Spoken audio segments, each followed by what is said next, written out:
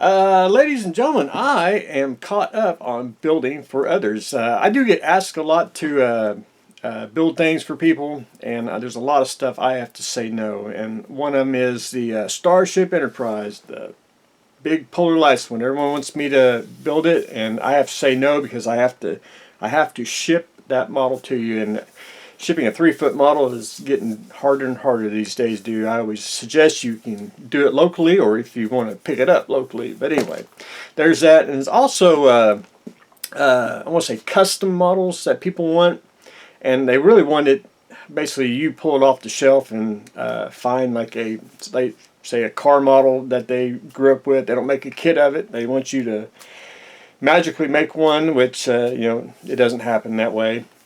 I've had a lot of requests for stuff like that, which I've had to say no, can't do it.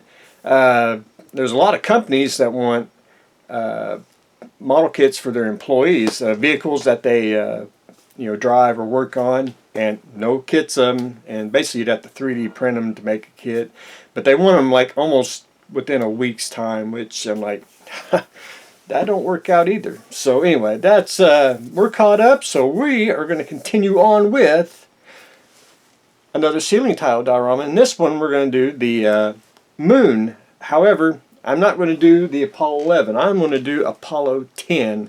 The one that actually just skimmed the surface of the planet is the one I'm going to do. Now again, I don't know if Apollo 10 is different from Apollo 11, which I assume something on the ship here is different that distinguishes all of them. But we're going to say the old monogram kit is Apollo 10 because I think it builds up to a nice model, and I've never built one.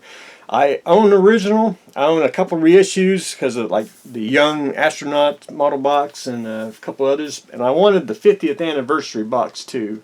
So this will kill two birds with one stone. And I've always remember as a kid, digging out the base that this kit comes with and take the little astronauts and I just did that when I was a youngster. I thought that was I think it still is a really great kit for its age since it came out in the 70s. So I started assembling the lunar part here.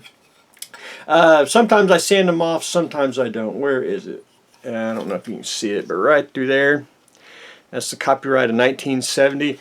Sometimes I leave them on just for, I want to see if anyone, wants to get the little mirror out and check it out and see, did I sand it off? Now, if it's blatantly like on the side that's in the way, I'll sand it. But if it's tucked away somewhere hidden, I'll probably leave it on just because.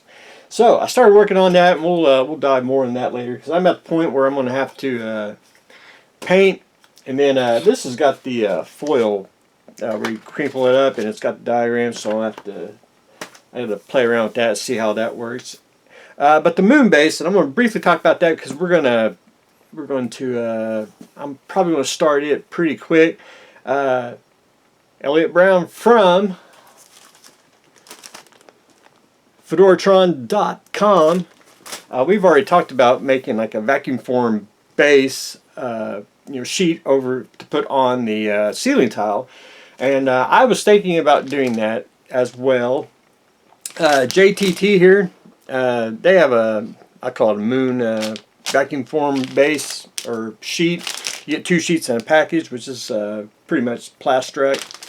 I lined them out on the ceiling tile to see if I liked it, and painting it, it's all right. I was going to do it, but I'm going to print out a moon surface because I want to have Apollo 10 basically skimming the surface of the moon, and it's just got just enough of a printed blur to it, where it looks like it's moving, and that's what I want, and it's simplified. Which the moon base, vacuum form sheets look cool, but I think going the other way should work out a little bit better. But anyway, that's what I got going on today.